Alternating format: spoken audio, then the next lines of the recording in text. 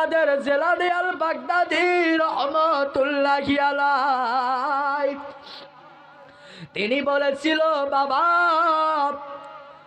আমার যে সালেক আছে আমি দেখতে পাই, আমার একটা সালেকের যদি পৃথিবীর শেষ সীমানায় যদি সতর খুলে যায়, আমি আব্দুল কাদের জিলানী আল বাগদাদী রাহমাতুল্লাহি আলাইহি আমি সেখান থেকে আমি আমার ওই সালেকের সতরটা আমি পরে দিতে পারি। সুবহানাল্লাহ।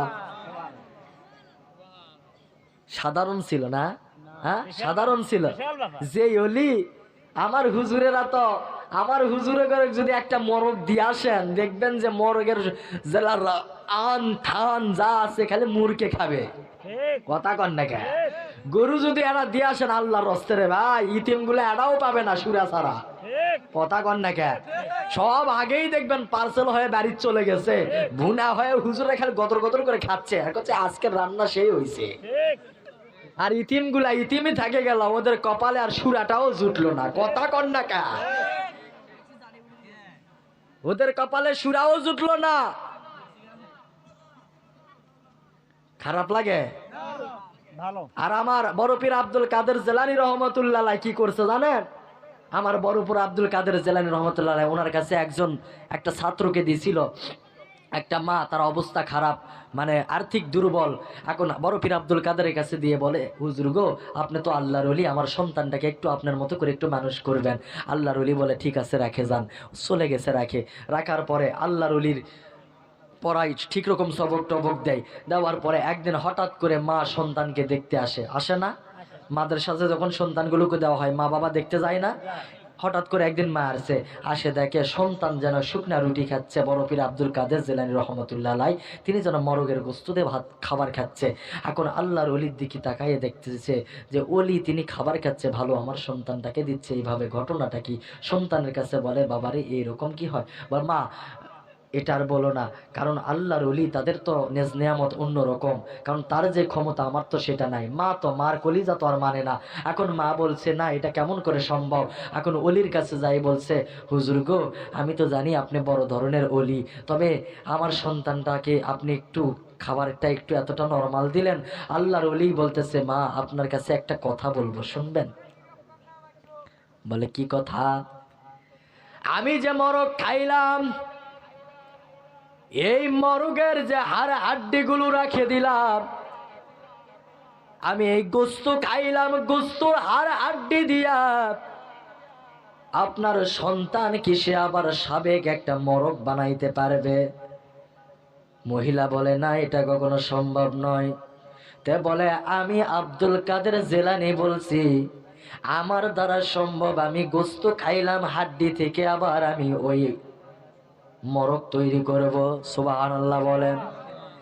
আল্লাহর ওলি খাওয়ার পরে মার দিকে তাকিয়ে বলে, মা আপনি লক্ষ্য করেন, সমস্ত হাড্ডিগুলো হাতের মুঠো করে নিয়ে আল্লাহর ওলি কি যেন বলল, আর বিড়বিড় করে বলার সঙ্গে সঙ্গে দেখা গেল হাড্ডি থেকে যেন একটা তর তাজা একটা লাফালাফি করা একটা মরগ হয়ে গেল। সুবহানাল্লাহ বলেন। আল্লাহর ওলি বলে, মা গো আপনার সন্তান যেই দিনে এরকম কামালিয়াত হাসিল করতে পারবে, ও আমার চাইতে বড় ধরনের কিছু হবে। সুবহানাল্লাহ। ও বড় বড় কিছু খাবে। কিন্তু আমার বর্তমান হুজুরদের এমন অবস্থা, ওদেরকে যদি বলা হয় আপনি তো গরু পুরাটা খাইলেন, হাড্ডি গুলা দিয়ে একটা গরু তৈরি করে দেখান। কথা কন না? মুরগির গোস্ত গুলা খাইলেন, মুরগির গোস্তর হাড্ডি গুলা দিয়ে একটা মুরগি তৈরি করে দেখান। আমার হুজুরেরা একদিক দিয়ে খাবে আর একদিক দিয়ে বাথরুমের দিকে ঢুকবে, খাবে আর পায়খানা করবে, আর পেট করবে পাকিস্তান, পাশা করবে ইন্ডিয়া, পালসার গাড়ি চড়বে আর গুলগুলা করে পান খাবে আর ঘুরে বেড়াবে, আর ছাত্রদের দ্বারা ভিক্ষার ঝুলি খালে ঘুরে নিয়ে বেড়ায়। কথা বল না কে? ওখানে কারো ফতোয়া নাই, ওখানে কারো জামালা নাই। আমাদের সাথে লাগতে আসলে বেলা তোমাদের চামড়া সদকা পর্যন্ত হারে যাবে। আর নয়, অনেক সহ্য হয়েছে। ভিক্ষা ঝুলিও থাকবে না, পরনের আন্ডেল অয়েলও থাকবে না, সব তেজপাতা হয়ে যাবে। সাবধান। মিলাদ কিয়ামের অন্তর্পক্ষে তোমরা বিরোধিতা করো না। ওলি আউলিয়ার পথের মানুষ আছে, থাকবে কিয়ামত পর্যন্ত, তাদেরকে বাধা দিও না, ওলিদের দুশ্মনী করো না। কারণ যেখানে আমার আল্লাহ হাদিসে কুচ্ছিতে বলে মানে আদা ওলিয়ান ফাকাদ আযানতুহু বিল হার, আমার যারা ওলি হয়, আমার যদি ওলির যদি কেউ যদি দুশ্মনী করে, আমি আল্লাহ তার বিরুদ্ধে আমি যুদ্ধ ঘোষণা করি। তাহলে ওলি যদি ওলির পিছনে তোমরা লাগে থাকবা আর তোমাদেরকে আল্লাহ ছাড় দিয়ে বসে থাকবে? খেলা শুরু হয়েছে, চতুর্দিকে তাকায় দেখো, যারা যারা ওলিদের মাজার যারা যারা ভাঙতে চাইছো তারা বেইজ্জতি হয়ে বসে আছো। কথা কন না কা? বেইজ্জতি হয়ে বসে আছো। কপালে কিছু জুটবে না, কিসের কি পাবা তোমরা? ঘোড়ার ডিমও পাবা না। যেখানে যত বাহাদুরি দেখাও না কা, ওলিদের দুশ্মন যায় তার দুনিয়াতেই তাকে সাজা খাইতে হবে। কথা বলেন না কা? আর যত বড় গুনাহগার হোক, ওলির যদি কদম ধরে যদি থাকে, ওই গুনাহগারও আমার আল্লাহ পাকের দয়াতে ওই গুনাহগার আমার আল্লাহ পাক তাকে জান্নাতে ঢুকাই দিবে। কথা বলো ঠিক না ব্যাঠি? দুনিয়াতেও শান্তিতে থাকবে, সম্মানে, আখেরাতেও সে শান্তি থাকবে।